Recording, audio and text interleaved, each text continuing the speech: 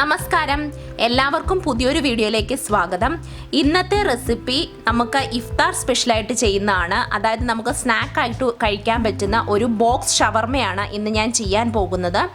അപ്പോൾ അതെങ്ങനെയാണ് തയ്യാറാക്കുന്നതെന്ന് കാണുന്നതിന് മുൻപ് നിങ്ങൾ ഇതുവരെയും എൻ്റെ ചാനൽ സബ്സ്ക്രൈബ് ചെയ്തിട്ടില്ലെങ്കിൽ ഒന്ന് സബ്സ്ക്രൈബ് ചെയ്യുക. സബ്സ്ക്രൈബ് ചെയ്യുമ്പോൾ തൊട്ടടുത്തുള്ള ബെല്ലൈക്കൺ കൂടി പ്രസ് ചെയ്തതിന് ശേഷം ഓൾ എന്ന ഓപ്ഷൻ ആക്കി കൊടുക്കാൻ മറക്കരുത്.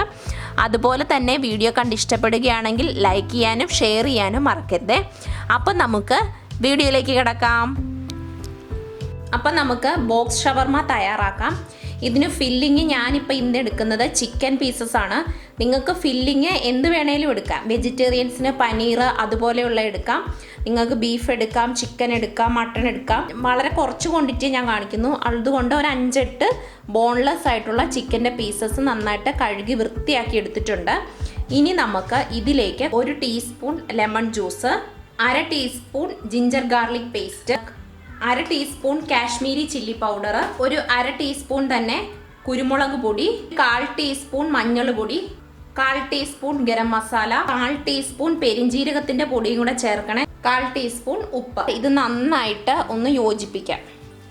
ഇത് നിങ്ങൾക്ക് ഒരു 1/4 മണിക്കൂർ റെസ്റ്റ് ചെയ്യാൻ വെക്കാമെങ്കിൽ അത്രയും നല്ലതായിരിക്കും. 15 മിനിറ്റ് റെസ്റ്റ് ചെയ്യാൻ വെച്ചിട്ടുണ്ട്. ഇനി ഇത് ഞാനൊരു കുക്കറിലിട്ട് ഇതൊന്ന് വേവിച്ചെടുത്തോണ്ട് വരാം. നിങ്ങൾക്ക് എണ്ണയിലിട്ട് ഫ്രൈ ചെയ്യണമെങ്കിൽ അങ്ങനെയും ചെയ്യാം കേട്ടോ.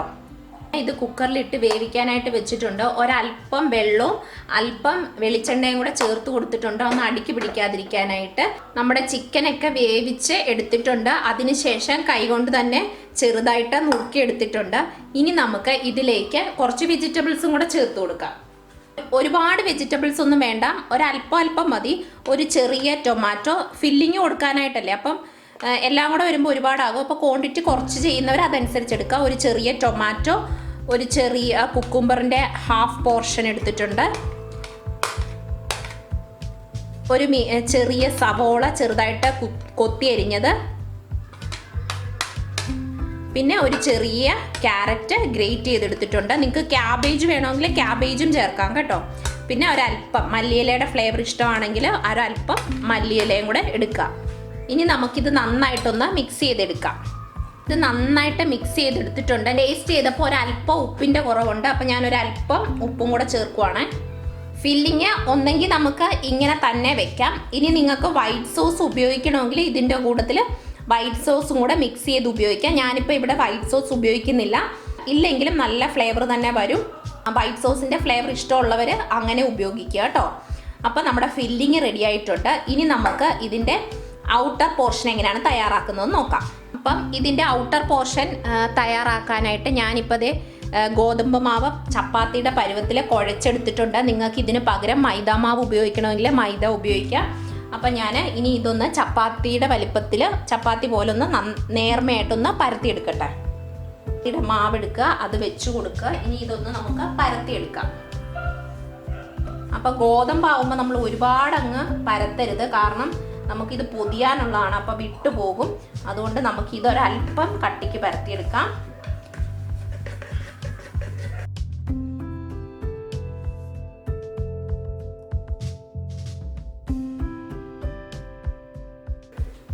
അപ്പം ഞാനിപ്പോൾ ഇത് പരത്തിയെടുത്തിട്ടുണ്ട്. ഇനി നമ്മൾ ചെയ്യേണ്ടത് ബ്രെഡ് എടുക്കുക. അപ്പോൾ നിങ്ങൾക്ക് വീറ്റ് ബ്രെഡ് ആണെങ്കിൽ വീറ്റ് ബ്രെഡ് ഉപയോഗിക്കാം, മൈദയുടെ ബ്രെഡ് ആണെങ്കിൽ അത് ഉപയോഗിക്കാം. സൈഡ് കട്ട് ചെയ്യണമെങ്കിൽ അങ്ങനെയും ചെയ്യാം.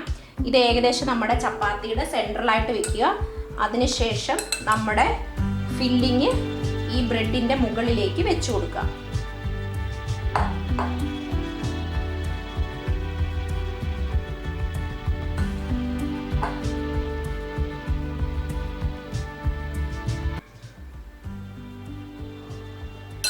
അതിനുശേഷം ഇതിൻ്റെ മുകളിലേക്ക് രണ്ടാമത്തെ പീസും വെക്കുക.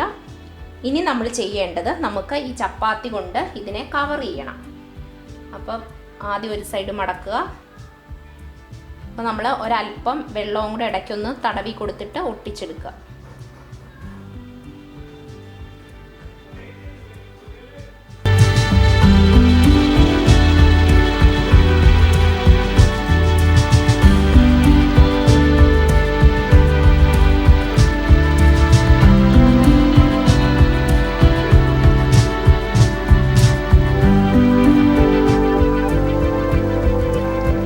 അങ്ങനെ നമ്മുടെ ചപ്പാത്തി കൊണ്ട് ഞാനിതിനെ കവർ ചെയ്തെടുത്തിട്ടുണ്ട്. ഇപ്പോൾ ഒരു ബോക്സിൻ്റെ ഷേപ്പായില്ലേ.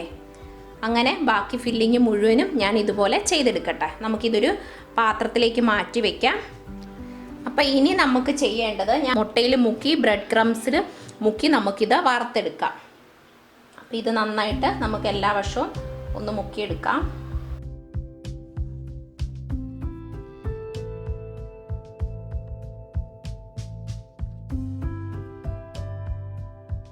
അങ്ങനെ ഞാൻ ആദ്യത്തേത് കോട്ട് ചെയ്തെടുത്തിട്ടുണ്ട്. നമുക്കിതൊരു പാത്രത്തിലേക്ക് മാറ്റാം. ഇങ്ങനെ ബാക്കിയുള്ളതും കൂടെ ഞാൻ കോട്ട് ചെയ്തെടുക്കട്ടെ. എണ്ണ ചൂടാകാനായിട്ട് വെച്ചിട്ടുണ്ട്. ഇതൊരു മീഡിയം ചൂടാവുമ്പോഴേക്കും നമുക്ക് ബ്രെഡ് ക്രംസിൽ മുക്കി വെച്ചിരുന്ന നമ്മുടെ ഈ കൂട്ട് ഇതിലേക്ക് പതുക്കെ വെച്ച് കൊടുക്കാം. എന്നിട്ട് ലോ ഫ്ലെയിമിൽ ഇട്ടിട്ട് നമുക്ക് രണ്ട് വശവും നന്നായിട്ട് ഫ്രൈ ചെയ്തെടുക്കാം. അപ്പോൾ ആദ്യത്തെ പീസ് ഇട്ട് കൊടുത്തിട്ടുണ്ട്. നമ്മൾ ലോ ഫ്ലെയിമിൽ വെച്ച് വേണം ഫ്രൈ ചെയ്തെടുക്കാനായിട്ട്. കരിഞ്ഞു പോകരുത്. എല്ലാ സൈഡും ഈ വശവും എല്ലാ മുകളും താഴെയും സൈഡും എല്ലാം നമ്മൾ പതുക്കെ തിരിച്ചിട്ട് ചെയ്തെടുക്കുക. വലിയ പാത്രം ഇല്ലെങ്കിൽ ഹാൻഡിൽ ചെയ്യാൻ ബുദ്ധിമുട്ടാണെങ്കിൽ ഓരോന്ന് വെച്ച് ഫ്രൈ ചെയ്തെടുത്താൽ മതിയാവും കേട്ടോ.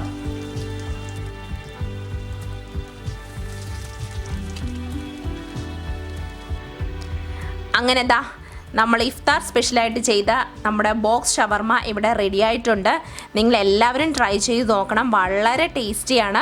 പിന്നെ വൈറ്റ് സോസിൻ്റെ കാര്യം ഞാൻ പറഞ്ഞതുപോലെ തന്നെ നിങ്ങൾക്ക് ഇഷ്ടമുണ്ട്, ഫ്ലേവർ താല്പര്യമാണെങ്കിൽ നമ്മുടെ ഫില്ലിങ്ങിൻ്റെ അകത്ത് നിങ്ങൾ വൈറ്റ് സോസ് മിക്സ് ചെയ്തതിന് ശേഷം ഫില്ലിങ് വെച്ച് കൊടുക്കുക.